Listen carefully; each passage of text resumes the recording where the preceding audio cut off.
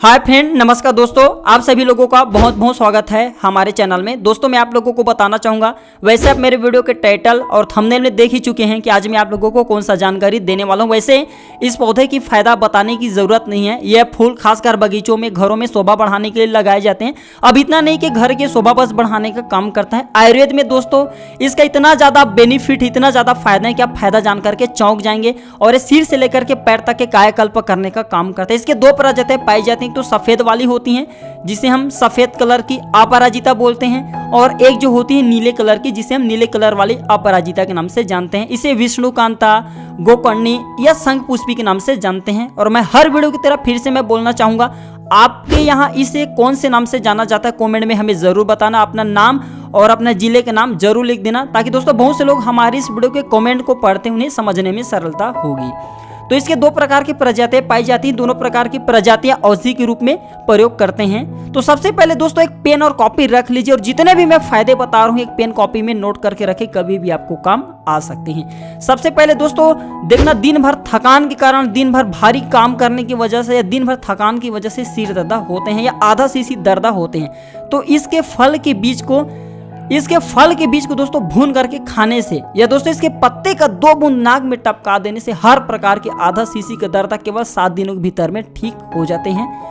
दोस्तों ये आंखों के लिए भी बेस्ट दवा है, ठीक है। सफेद अपराजिता तथा पूना नवा की जड़ को पेस्ट बना करके अगर दोस्तों जौ के चूर्ण में मिला करके अच्छी तरह से घोंट लिया जाए, अब इसके जो बत्ती होते हैं वो बना करके सुखा लिया जाए, और इस बाती को पानी में घिस करके अगर अंजन किया जाए तो बिल्कुल ही दोस्तों, जैसे कि आंखों में दर्द है, जो मोतियाबिंद की समस्या है वो ठीक हो जाते हैं। आंख अच्छी तरह से दिखाई देने लगते हैं। कान दर्द में, ठीक है, तो कान दर्द में दोस्तों अपराजिता के पत्ते के रस को सुखा करके गर्म कर लेना होता है। इसे कानों के चारों तरफ लेप करना होता है। कान के दर्द बिल्कुल ही चुटकियों में ठीक हो जाती है। इसमें किसी भी तरह का संशय आपको नहीं करना है। दांत दर्द में अपराजिता की जड़ की पेस्ट तैयार कर लेना है।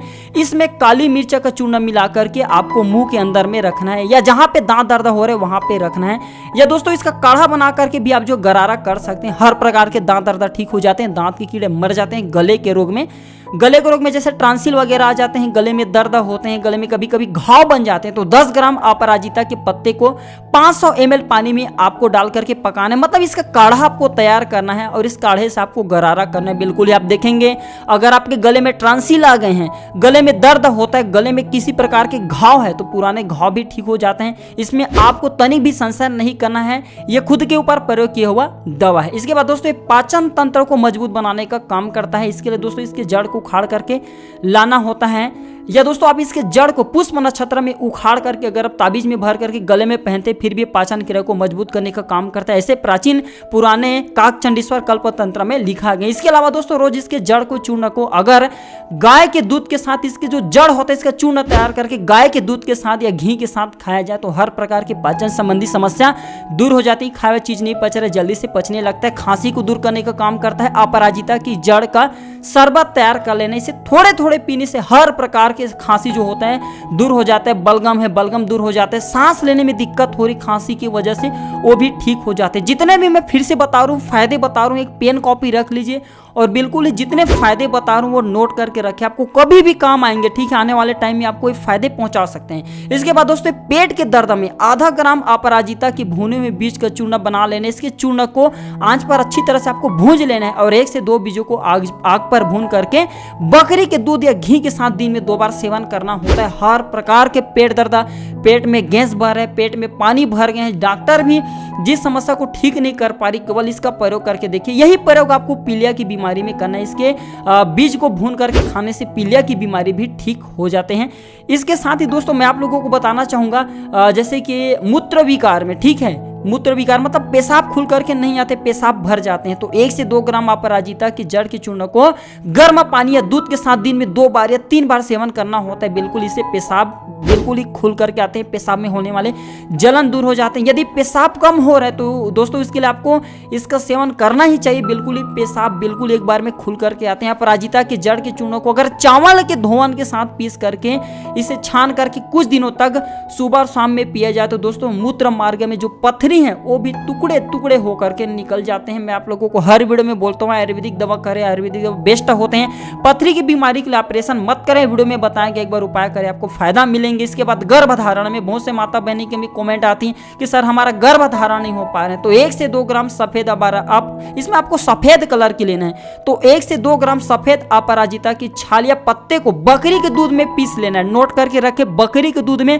पीस करके रखना है, इसे छान लेना है और शहद में मिला करके पिलाना है। अगर गर्भपात हो जाता है 1 से 2 महीने तक गर्भधारण नहीं हो पाती, गर्भपात हो जाती है, तो ये उपाय करें, बिल्कुल ही गर्भधारण हो जाएंगे। और जितने भी दोस्तों मैं आपको उपाय बताता हूँ 100% ये मैं आप लोगों को कहा सुना है, बात नहीं बताता हूँ, क्योंकि हमने काफ़ी लंबे समय से आयुर्वेद से जुड़े हैं, हमने इसे परखे हैं, बहुत से लोगों पे ये हम प्रयोग करके देख चुके हैं। बट अब मैं आप चाहूँगा मैं आप लोगों को, मेरे चैनल में जुड़े लोगों को सही में जानकारी दे रहा हूँ, ताकि आप लोगों को यह जानकारी हो आने वाले समय में आपको डॉक्टरों के पास नहीं जाना है, डॉक्टरों की आपको लाइनें नहीं लगाना है, आपको चूतिया नहीं बनना है। क्योंकि डॉक्टर लोग, मैं सभी डॉक्टरों की बात नहीं करूँ, कुछ डॉक्टर लोग चूतिया बनाते हैं, और अधिकतर मेरी इधर की मैं बात करूँ 70% डॉक्टर ऐसी हैं। अब डॉक्टर भाई कमेंट में आकर के गाली गलौज मत करना, मैं सही जानकारी दे रहा हूं जो कि कुछ लोगों के साथ में घटित हो चुके हैं, जो कि मेरे खुद रिलेशन के रहने वाले। इसके बाद एक गठिया के दर्द में, जी हाँ, जैसे कि गठिया के दर्द होते हैं तो इसके पत्ते को पीस करके जोड़े पर लगाने से हर प्रकार के गठिया के दर्द दूर हो जाते हैं।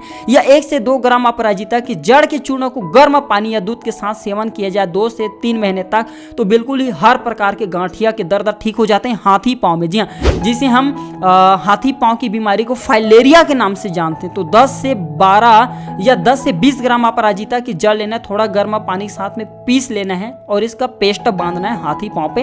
हाथी पाँव धीरे धीरे दोस्तों अपने पुनः स्थिति में आ जाते हैं, यानी दोस्तों सूजन दूर हो जाते हैं। इसके बाद घाव ठीक करने के लिए, ठीक है, अगर हथेली उंगली में होने वाले घाव, इससे आप बहुत ही आपको दर्द हो रहा है, आप काफी परेशान हो गए, तो 10 से 20 इसके पत्ते का लुगदी आपको अपने हाथों पे बांधना है।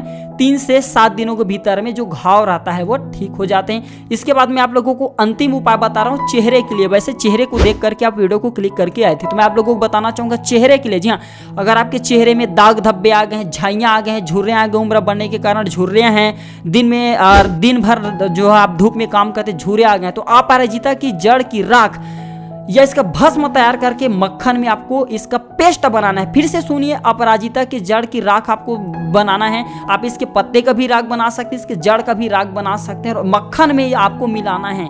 जी हाँ, मक्खन में मिला करके आपको अपने चेहरे पर लगाना है। बिल्कुल ही दोस्तों आपके झाइयाँ, झुर्रियाँ, किसी भी तरह की परेशानी है वह दूर हो जाते हैं, इसमें आपको किसी भी तरह का संशय नहीं है। वीडियो आखिरी करने से पहले एक उपाय और बता देता हूँ, ये भी नोट करके रखें। बुखार में, जी हाँ, अपराजिता की बेल को अगर कमर में बांधते हैं तो हर तीसरे दिन में वाले बुखार ठीक हो जाते हैं। तो ये थे छोटी सी जानकारी अपराजिता के, जो कि आप लोगों के साथ में शेयर किया। वीडियो अच्छी लगी है तो वीडियो को लाइक कीजिए। इसी तरह के हेल्पफुल वीडियो पाने के लिए हमारे चैनल को सब्सक्राइब कीजिए। वीडियो देखने के लिए आप सभी का बहुत बहुत धन्यवाद। नमस्कार, आपका दिन शुभमय हो।